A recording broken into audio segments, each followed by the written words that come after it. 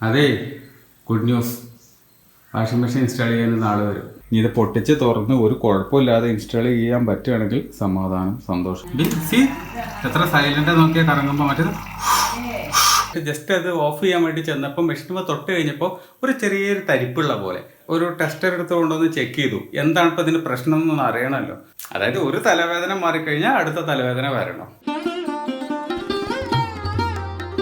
Good morning guys, welcome to my new vlog. ഇന്നിപ്പോൾ ഇതാ ഈ ബോഷിൻ്റെ വാഷിംഗ് മെഷീൻ ഇൻസ്റ്റാൾ ചെയ്യേണ്ട ആൾക്കാർ വരേണ്ട സമയമാണ്. വൈകുന്നേരം എത്തുമെന്ന് പ്രതീക്ഷിക്കുന്നുണ്ട് ഇതിൻ്റെ കമ്പനിയിൽ നിന്ന് ആൾക്കാർ. വന്നാൽ കൊള്ളാം. നാളെ ഒരു ലോഡ് അലക്കാനുണ്ട്. ഒരു 2-3 ട്രിപ്പായിട്ട് നമുക്ക് അലക്കേണ്ടി വരും. കാരണം ഈ സാധനം പണി തന്നതിന് ശേഷം നമ്മൾ അലക്കിയിട്ടേ ഇല്ല, മൊത്തം എടുത്ത് വെച്ചിരിക്കുക. അത് മൊത്തം ഇന്ന് അലക്കി തീർക്കണം, പറ്റുകയാണെങ്കിൽ അല്ലെങ്കിൽ നാളെങ്കിലും അലക്കി തീർക്കണം. ഇന്ന് മുതലയുടെ ഫുഡ് എന്ന് പറയുന്നത് ചെറുപയർ ദോശ, കുറച്ച് റൈസ്, പൊട്ടറ്റോ കറി, ഓംപ്ലേറ്റ്. അതിൻ്റെ അടിയിൽ എന്തോ സാധനം ഒളിച്ചിരിക്കുന്നുണ്ടല്ലോ. മുളക് വാട്ടതാ. എന്ത് കോമ്പിനേഷൻ അത്? ചോറുണ്ടല്ലോ പയനക്കൂട്ട കഴുകി.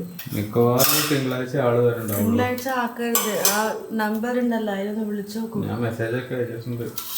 ഇന്ന് വന്നേ പറ്റുള്ളൂ. തുണി ഒരുപാടുണ്ട് അലക്കാൻ. തിങ്കളാഴ്ച വന്ന അങ്ങനെ. ഇതാണ് എൻ്റെ ബ്രേക്ക്ഫാസ്റ്റ്. ചെറുപയർ ദോശ, ഒരു ഓംപ്ലേറ്റ്, പൊട്ടറ്റോ കറി. ലീവ് ദിവസം ആയതുകൊണ്ട് മാക്സിമം എൻജോയ് ചെയ്ത് ഉറങ്ങണമുണ്ട്. വിനയമോൾ, എന്തിനാ വിനയമോളെ താഴെ കിടത്തിയിരിക്കണമെന്ന് ചില ആൾക്കാർക്ക് ചോദ്യങ്ങളുണ്ടാവും മനസ്സിൽ.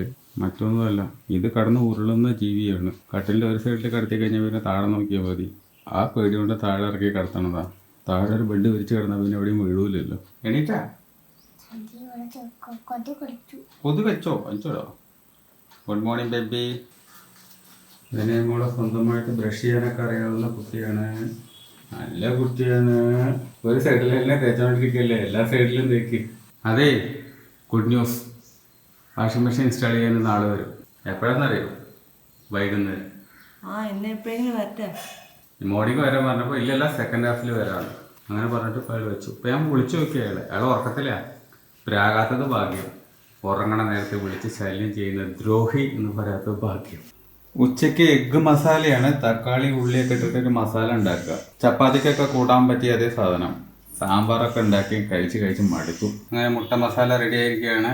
അമ്മയ്ക്കുള്ളത് കൊടുത്തു കഴിഞ്ഞു. അമ്മ ഇരുന്ന് കഴിക്കുന്നുണ്ട്. കടിച്ചു മുറിച്ച് തിന്നു നോക്കാം. പതുക്കെ പതുക്കെ തന്നത് രസമുണ്ടോ? നോക്ക്, നോക്കട്ടെ.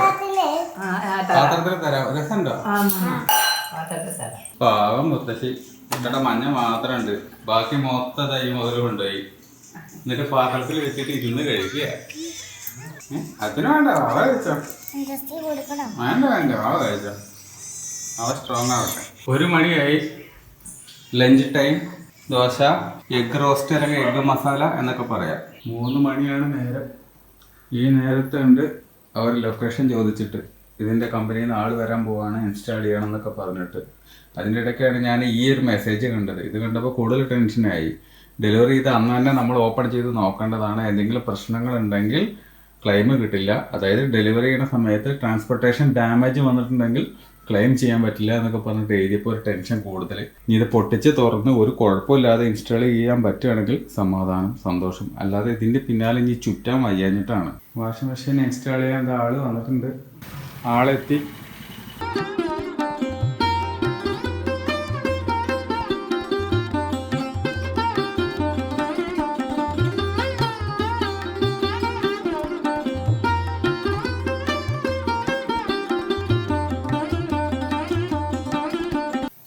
ஃபஸ்ட்டு வந்து வாஷ் அண்ட் லிக்விட் யூஸ் பண்ணுங்க. நான் பவுடர் வேண்டாம்.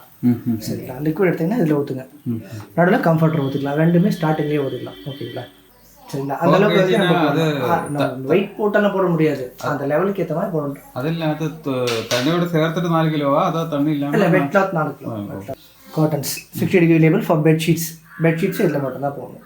അങ്ങനെ കുറേ നേരത്തെ പണിക്ക് ശേഷം ഇൻസ്റ്റാൾ ചെയ്ത് പോയിട്ടുണ്ട്. സംഗതി വർക്കാവുന്നുണ്ട്. അല്ലേ വാവേ? സൂപ്പറായില്ലേ? നമ്മുടെ വാഷിംഗ് മെഷീൻ ഇഷ്ടമായോ വാവയ്ക്ക്? ബ്ലാക്ക് കളർ ഇഷ്ടമായോ? വാവയ്ക്ക് ഉള്ളിലേക്ക് കയറണോ? എന്തിനാ വാവനിട്ടിട്ട് കുളിപ്പിക്കാൻ അതിന് അകത്തിട്ടിട്ട്?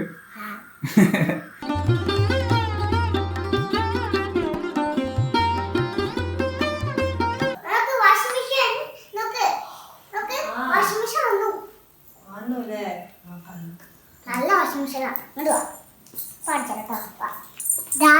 ബ്ലാക്ക് കളർ ആ ചെറിയ വാഷിംഗ് മെഷീൻ ആണല്ലോ. നല്ല രസമുണ്ടല്ലേ, ക്യൂട്ടായിട്ട്. ഇതെന്താ ഉള്ളിൽ അലക്കിയോ? ഇല്ല, അവരൊന്ന് ടെസ്റ്റ് ഡ്രൈവ് നടത്തി പോയതാ. ഇതെങ്ങനെയാ ചെയ്യാന്നെല്ലാം പറഞ്ഞോ?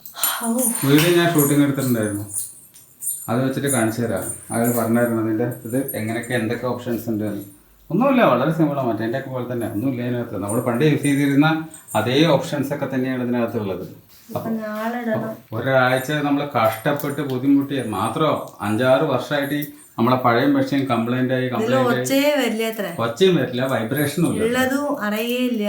അയാൾ പറഞ്ഞു ഇത് ചുറ്റണ സമയത്ത് ഉണക്കണ സമയത്ത് അനങ്ങയില്ല അത്ര അവിടെ ഇരിക്കുന്നു. അതുകൊണ്ട് ഇതിന് സ്റ്റാൻഡ് ഒന്നും വാങ്ങിച്ച് വെക്കേണ്ട.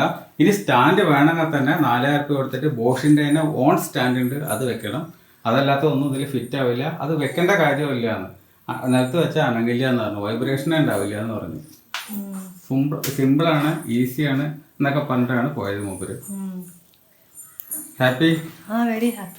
അമ്മോ, now we are going to start our first wash. ഇയാളുടെ കൈ കൊണ്ട് തുടങ്ങല്ലേ? കണ്ട തുണികളൊക്കെ ഇട്ട സ്ഥിതിക്ക് ഇതിനകത്ത് മിക്സ് ലോഡ് എന്ന് പറയുന്ന ഓപ്ഷനാണ് നമ്മൾ ഇനേബിൾ ചെയ്യേണ്ടത്. ഇപ്പം മിക്സ് ലോഡ് നമ്മൾ ഇനേബിൾ ചെയ്ത് കഴിഞ്ഞു. ദെൻ ഇവിടെ സ്റ്റാർട്ട് മാത്രം കൊടുത്തു കഴിഞ്ഞിട്ടുണ്ടെങ്കിൽ പരിപാടി സ്റ്റാർട്ട് ആവും. ഇവിടെ ഞെക്കുക.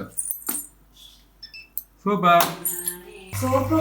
ആ സോപ്പ് ഇട്ടു ആസ് യൂഷ്വൽ. ഇതിനകത്ത് ഫസ്റ്റത്തെ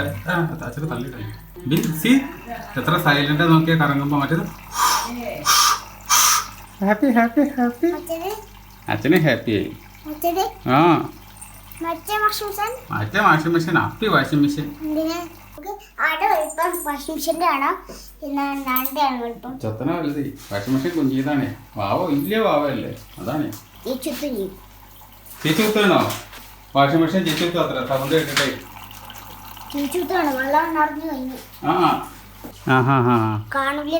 അതെ അതെ അതെ അതെ. അങ്ങനെ വാവക്കുട്ടിയുടെ രണ്ടാമത്തെ സൈക്കിൾ ട്രെയിനിങ് ഡേ ആണ്. ഇന്നെങ്കിലും വാവക്കുട്ടി പിടിക്കാത്ത സൈക്കിൾ ഓടിക്കുമോ? നമുക്ക് നോക്കാം.